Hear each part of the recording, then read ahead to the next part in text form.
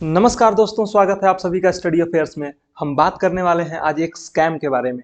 कौन सा है ये स्कैम? ये है स्कैम नेशनल स्टॉक एक्सचेंज का कोलोकेशन स्कैम। कोलोकेशन का मतलब क्या है, नेशनल स्टॉक एक्सचेंज क्या है, इसके बारे में भी हम आपको बताएंगे। जो लोग शेयर मार्केट के बारे में बिल्कुल भी कुछ नहीं जानते, जिन्हें दुनियादारी पैसा रुपया से कोई मतलब नहीं है, उनके लिए हम थोड़ा सा पहले नेशनल स्टॉक एक्सचेंज के बारे में बता दें। फिर उसके बाद हम बताएंगे कि ये जो मैडम आपको दिखाई दे रही हैं, चित्रा रामकृष्णन, ये बहुत ही कमाल की उम्दा किस्म की मैडम है। इन्होंने जो बहुत बड़े बड़े फैसले लिए ना भाई साहब, वो कमाल के फैसले थे और उसी की वजह से आज इनको भुगतना पड़ रहा है। तो चलिए हम शुरू करते हैं। सबसे पहले जान लीजिए, ये जो नेशनल स्टॉक एक्सचेंज है ना, तो भारत में शेयर्स की खरीदी बिक्री के लिए दो चीजें, दो जगह मुख्य रूप से हैं। एक है बॉम्बे स्टॉक एक्सचेंज, एक है national stock exchange. Bombay stock exchange और नेशनल स्टॉक एक्सचेंज वो जगह है जहां से आप शेयर्स की परचेजिंग और सेलिंग करते हैं। बहुत बढ़िया साहब। अब शेयर्स खरीदे बेचे ये सब यहाँ पे चलता है। तो अब बवाल क्या है, देखिए बवाल ये है ना कि प्रॉफिट का सब कुछ मामला है। शेयर मार्केट में ना कहते हैं ना कि टाइम इज मनी, तो उसका असल मायने में आपको आज मतलब समझ में आएगा कि क्यों कहा जाता है टाइम इज मनी और टाइम इज वैल्यूएबल। समय बहुत बड़ी चीज है, ऐसा क्यों कहा जाता है, अभी हम आपको बताएंगे कि समय क्यों। भाई साहब, सेकंड्स में कितना बड़ा बड़ा खेला हो सकता है वो आज आपको पता चलेगा। देखिए, जो नेशनल स्टॉक एक्सचेंज है हमारा ना, नेशनल स्टॉक एक्सचेंज का एक इंडेक्स है जिसे निफ्टी 50 कहा जाता है। निफ्टी 50। अब ये जो निफ्टी 50 है, ये जो नेशनल स्टॉक एक्सचेंज में लिस्टेड टॉप 50 वैल्यूएबल कंपनीज हैं, उनके उनको मिला के एक एवरेज निकाला जाता है जो कि निफ्टी 50 इंडेक्स है। वैसे ही बीएसई का इंडेक्स है सेंसेक्स। सेंसेक्स में टॉप 30 कंपनीज को मिला के जो इंडेक्स बनता है उसे सेंसेक्स कहा जाता है। ठीक है साहब। अब आगे देखिए, जो ये इंडेक्स है निफ्टी 50 का, जो कि नेशनल हमारा स्टॉक एक्सचेंज है, नेशनल स्टॉक एक्सचेंज, वहां पे ट्रेडिंग होती है। ठीक है, ट्रेडिंग होती है। चूंकि पहले ट्रेडिंग फिजिकल शेयर्स में होते थे, लोग खुद जाते थे नेशनल स्टॉक एक्सचेंज में और शेयर्स खरीदते थे, लेकिन अब सब कुछ ऑनलाइन सिस्टम हो गया है, कंप्यूटराइज्ड हो गया है। बहुत बड़े बड़े सुपर कंप्यूटर लगे होते हैं भाई साहब, और बहुत तेजी से काम हो रहा होता है, धड़ाधड़ धड़ाधड़ धड़ाधड़ एकदम। मतलब आपको शेयर्स खरीदने हैं, आप जाइए खरीदिए, खटाक से आपने क्लिक किया, आपके अकाउंट में शेयर्स आ गए, वैसे ही सामने वाले ने बेचा, उसको पैसा मिल गया। बहुत तेज प्रोसेस है ये पूरा, इतना तेज प्रोसेस है कि गजब का तेज प्रोसेस काम चल रहा है। मतलब एक सेकेंड के अंदर में लाखों के ट्रांजेक्शन हो जा रहे हैं एक साथ, इतना फास्ट ये पूरा प्रोसेस चल रहा है। ठीक है साहब। अब ये जो नेशनल स्टॉक एक्सचेंज है ना, नेशनल स्टॉक एक्सचेंज में एक घोटाला हुआ। घोटाला कब हुआ साहब? घोटाला हुआ साहब 2012 से 2014 के बीच में। उसकी भूमिका बनी 2009 से 2012 के बीच में। ठीक है साहब। अब ये जो घोटाला है वो निकल के कब आया? निकल के आया 2021 2020 में। अब इतना लंबा समय, इतना लंबा जो प्रोसेस है ना साहब, ये सब जांच करने में ही निकल गया, पता लगाने में ही निकल गया कि आखिर ये इतना बड़ा घोटाला हो कैसे रहा था और कौन करवा रहा था। जब ये सब घोटाला हुआ उस समय पे एमडी थी, जो एनएसई नेशनल स्टॉक एक्सचेंज है, उसकी एमडी हुआ करती थी ये मैडम। मैडम का नाम है चित्रा रामकृष्णन।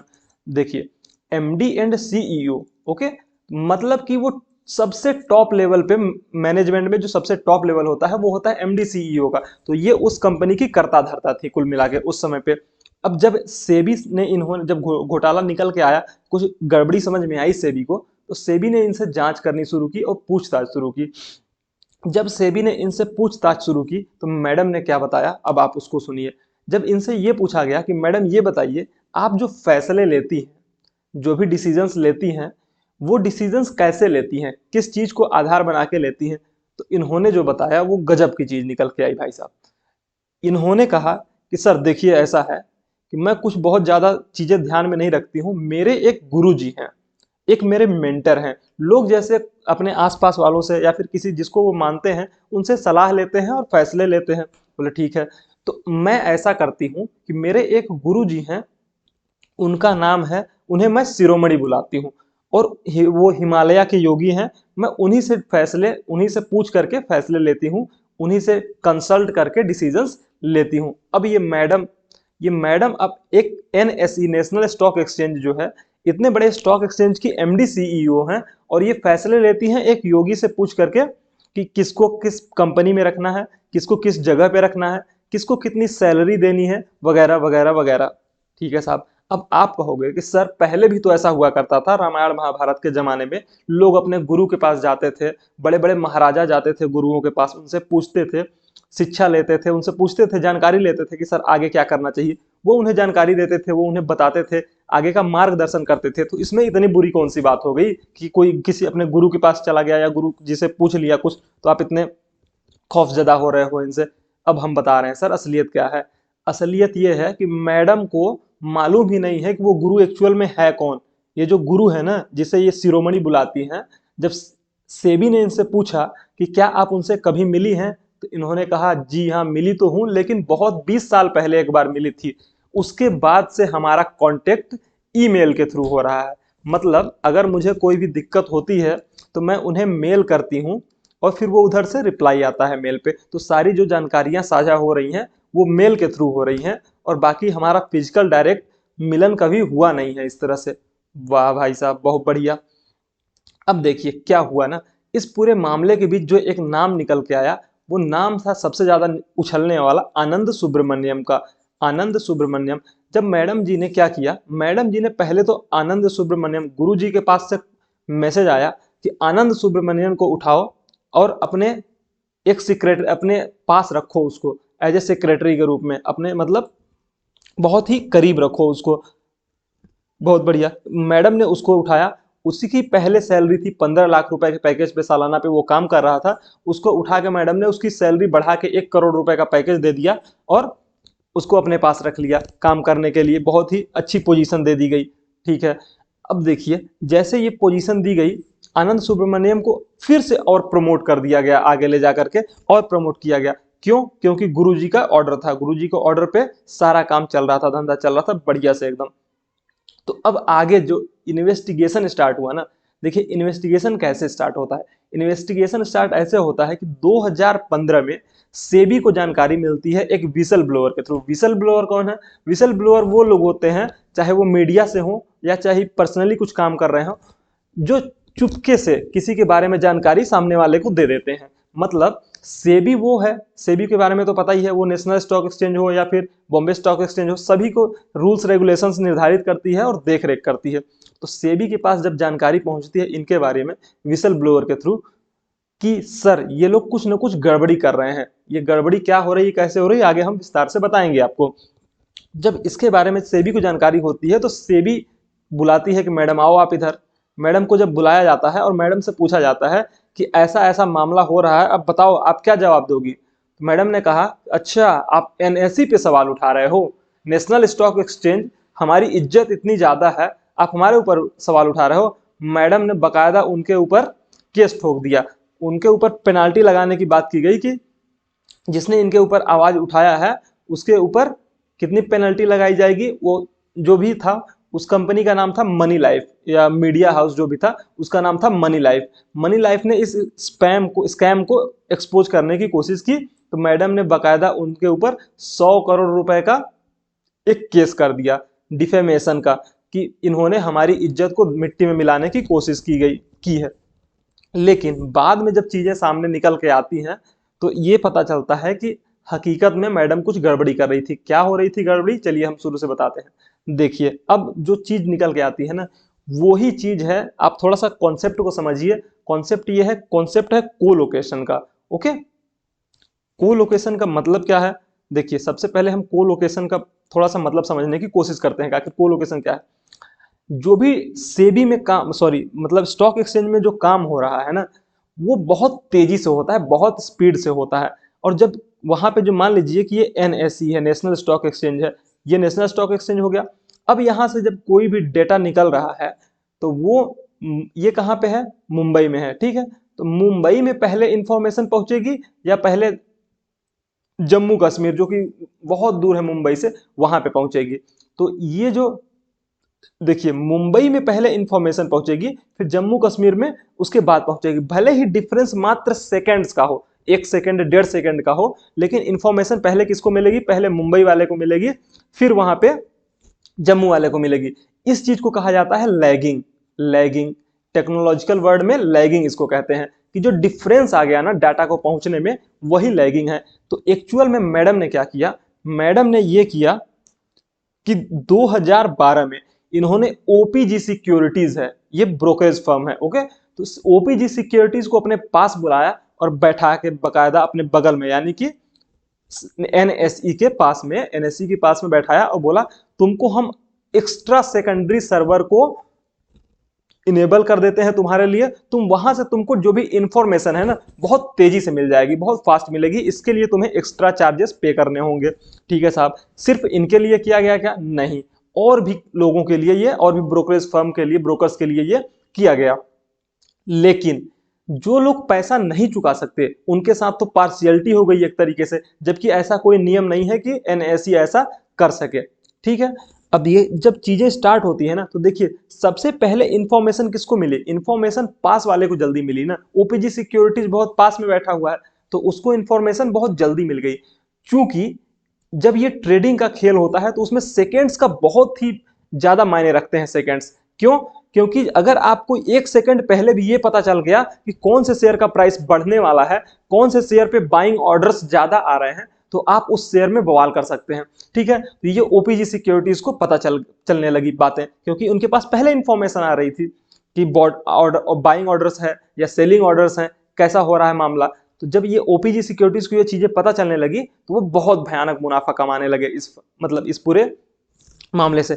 करोड़ों का खेल हो रहा था साहब। जब ये करोड़ों का खेल हो रहा था तो इससे जब लोगों को थोड़ी जानकारी मिली, तो उसके बाद ये जो विसल ब्लोअर हैं उन्होंने सेबी को ये इंफॉर्मेशन दी, तो सेबी ने इसकी जांच शुरू कर दी। जब सेबी ने जांच इसकी स्टार्ट की, तो सेबी के द्वारा जब ये जांच की प्रक्रिया चालू की गई, तो सेबी को कुछ समझ में ही नहीं आ रहा था कि आखिर ये हो क्या रहा है, कैसे हो रहा है पूरा मामला। तो उन्होंने एक प्राइवेट कंपनी को चुना जिसका नाम है डिलॉयट। डिलॉयट को चुना गया कि तुम पता लगाओ यार कि ये पूरा मामला हो क्या रहा है, कैसे ये पूरा खेल हो जा रहा है, और हमें तो पता ही नहीं चल पा रहा है कुछ भी कि क्या हो रहा है यहाँ पे। तो डेलॉइट ने पता लगाया और बताया कि सर ये जो चीज हो रही है ना, बड़े कमाल की चीज हो रही है, इसको आप जल्दी से जल्दी बंद करवाओ। बोले क्या बंद करवाएं? बोले ये जो कोलोकेशन की फैसिलिटी प्रोवाइड कर रही है एनएसई, इसको जल्दी से जल्दी बोलो कि ये कोलोकेशन की फैसिलिटी को बंद कर दे, लोगों को कोलोकेशन की फैसिलिटी देना बंद करे।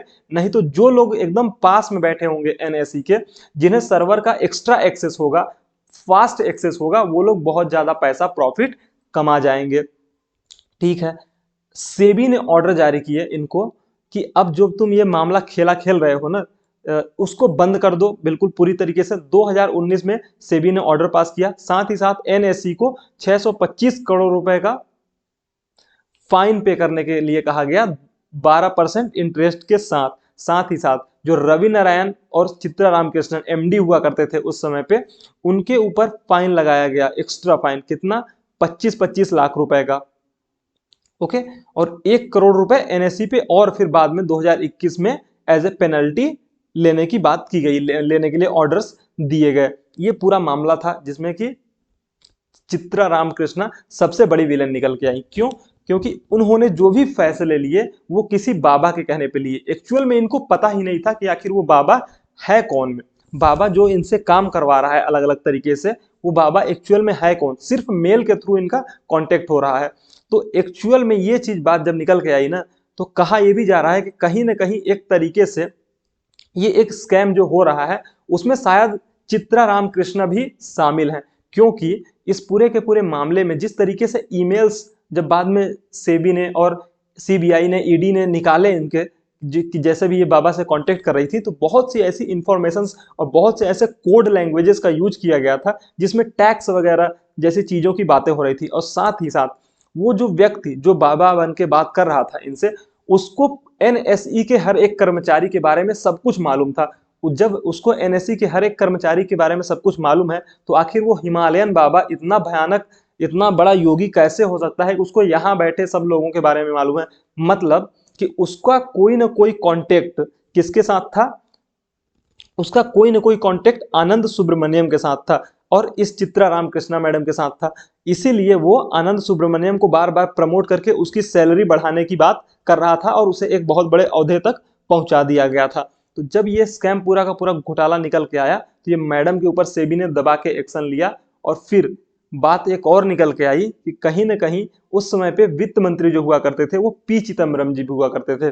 तो पी चिदम्बरम जी के ऊपर भी थोड़ा सा एक तरीके से सवाल खड़े किए गए कि आखिर उनके इन नज़र में ये सब चीज़ें क्यों नहीं आई। ये देखिए आप चीज़ें थोड़ा सा देख के डेटा के थ्रू आप समझ सकते हैं कि आस्क प्राइस, बिड प्राइस, ये सब क्या होता है। आस्क प्राइस मतलब जब ट्रेडिंग होती है ना, तो देखिए मंडी का सीधा सा रोल है। मंडी में क्या होता है कि कोई भी व्यक्ति जैसे कुछ लेना है आपको, आप सामने वाले से पूछ रहे भैया मटर कितने रुपए किलो दिए, तो उसने कहा 20 रुपए किलो दिए। बगल वाले ने जस्ट बगल में उसके जो मंडी लगा के बैठा हुआ है दुकान वाला, वो कहता है अरे हमारे पास आओ, हम 18 रुपए में दे रहे हैं। उसके बगल वाला बोला मैं 17 रुपए दे रहा हूँ। आपको जो भी पसंद आया, आपने देखा कि अरे 18 रुपए वाला ठीक है, इसका माल भी बढ़िया है और सस्ता भी दे रहा है, तो आपने वहां से खरीदा। फिर किसी ने कुछ बेचा, किसी ने खरीदा, ये सब चीजें चलता है। तो ऐसे सेम मंडी के जैसा यहाँ शेयर मार्केट में भी चीजें होती हैं। यहाँ पे ये है कि आप ही खरीद भी सकते हो और आप ही बेच भी सकते हो, आप बायर भी हो, आप सेलर भी हो, और ये प्रोसेस इतना फास्ट है, बहुत ज्यादा फास्ट है। ओके, लेकिन चूंकि आप जो बाइंग सेलिंग कर रहे हो, जो ऑर्डर्स लगा रहे हो, वो जाता है किसके पास, एनएससी के पास। एनएससी को इन्फॉर्मेशन होती है कितने ऑर्डर्स आ रहे हैं बाइंग के और कितने ऑर्डर्स आ रहे हैं सेलिंग के। तो अगर वो इन्फॉर्मेशन किसी बगल वाले को दे दे, किसी ब्रोकर को बैठा के अपने पास में दे दे, जैसा कि उसने ओपीजी सिक्योरिटीज के साथ किया, ओपीजी सिक्योरिटीज को इन्फॉर्मेशन की एक्सेस दे दी, फास्ट इन्फॉर्मेशन की एक्सेस दे दी। मतलब ओपीजी सिक्योरिटीज को जो भी चीजें थी वो 2-3 सेकंड पहले पता चल जा रही थी, उसको समय 2-3 सेकंड ज्यादा मिले हुए थे। तो उस 2-3 सेकंड में उसने करोड़ों का खेल खेला। उस करोड़ों के खेल में जब बाद में सब जांच हुई, तो पता चला कि चित्रा रामकृष्णा उसके लिए जिम्मेदार हैं, क्योंकि उन्होंने ही पूरी इस खेल की भूमिका बांधी थी। उन्होंने ओपीजी सिक्योरिटीज को 2012 से लेकर 2013 एक साल तक बहुत सी चीजों के लिए क्या एक तरीके से वार्निंग दी कि हाँ आप ऐसा क्यों कर रहे हैं, क्यों कर रहे हैं। लेकिन 2013 के बाद उन्होंने वार्निंग देना भी बंद कर दिया। तो सेबी ने उनसे पूछा कि आखिर आपने बाद में उन्हें वार्निंग देना ही क्यों बंद कर दिया, जिसका उनके पास कोई जवाब नहीं था। ये था पूरा का पूरा स्कैम, जो कि एनएससी में एक बहुत ही अच्छे तरीके से ढंग से खेला गया, जिसका नाम हिमालयन बाबा को के थ्रू लगा करके शायद किसी इनके करीबी के द्वारा किया गया हो, या फिर जिसके भी द्वारा किया गया हो। उसमें मेन विलेन थे आनंद सुब्रमण्यम, चित्रा रामकृष्णा और Baba ji. Thank you so much.